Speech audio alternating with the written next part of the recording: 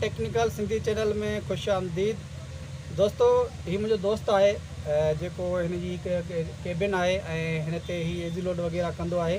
अॼु हिन मूंखे हिकिड़ो सुठो सस्तो जैज़ जो कोड ॿुधायो आहे जेको तव्हांखे मां ॿुधाईंदुसि। तव्हां उहो कोड मिलाए करे वो सस्तो पैकेज कयो, तव्हांजे लाइ ॾाढो फ़ाइदेमंद थींदो। हिन दोस्त जी महिरबानी आहे।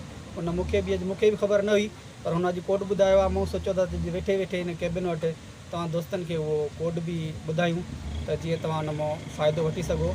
थंबनेल में त तव्हां ॾिठो हूंदो, बिल्कुलु सच आहे। तव्हां वीडियो पूरो ॾिसो, तव्हांखे अॻिते हली मां उहो तरीक़ेकार उहो कोड ॿुधायां थो। उहो मिलाए करे तव्हां कीअं जैज़ ते 1000 मिंट जेको आहे त महीने जे लाइ वठी सघो था।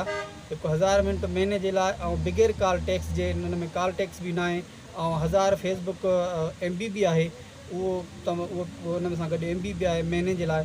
उहो कोड तव्हांखे मां ॿुधायां थो।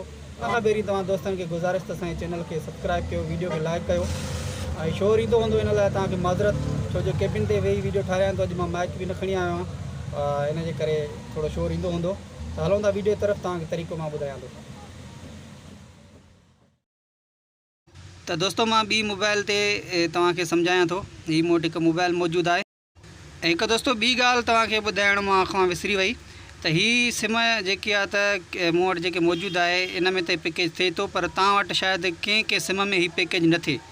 खोड़ सिम आहिनि जंहिंमें हीअ पैकेज थिए थो, पर का सिम अहिड़ी आहे जंहिंमें हीअ कोड नथो लॻे।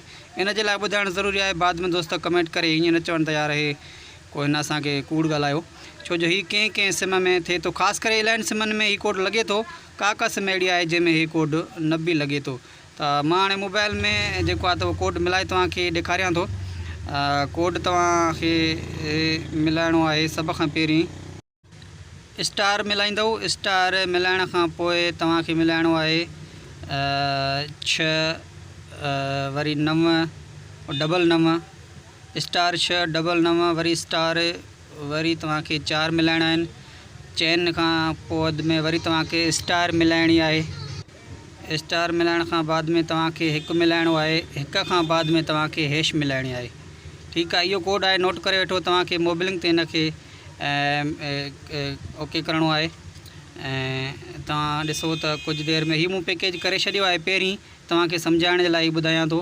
ॾिसो ही चवे थो आपका मौजूदा बैलेंस नाकाफ़ी है। तव्हां वटि 65 रुपयो हूंदो त ही तव्हां वटि पैकेज थींदो। मां पैकेज पहिरीं करे छॾियो आहे, उहो तव्हांखे मां मैसेज ॾेखारियां थो, छो जो हिन में पैकेज असां कयोसीं पहिरीं। ॾिसो आपको मिले है 65 रुपये में 65 रुपये में 1000 जैज़ मिनट 1000 GB फेसबुक 3 ॾींहंनि जे लाइ।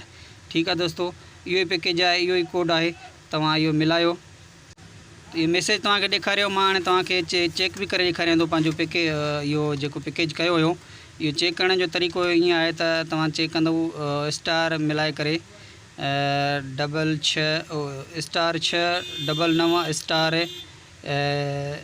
4 ऐं स्टार हणी करे वरी आख़िर में 2 हैश हणी करे ओके कंदव। तव्हां जेको पैकेज थियो हूंदो उहो तव्हांखे हिते हुन जो नज़र ईंदो त तव्हांखे घणा मिंट या घणी MB बचियूं आहिनि। असां ही कोड पैकेज कयोसीं त हिन वक़्तु असां वटि 1024 फेसबुक MB पियूं आहिनि ऐं 969 जेको आहे त मिंट पिया आहिनि। ठीकु आहे दोस्तों, उमेद आहे तव्हां दोस्तनि खे असांजो वीडियो पसंदि आयो हूंदो। वीडियो खे लाइक करणु न विसारिजो ऐं सभु दोस्त कमेंट में ॿुधाइजो त असांजो वीडियो तव्हांखे कीअं लॻो। अल्लाह हाफ़िज़।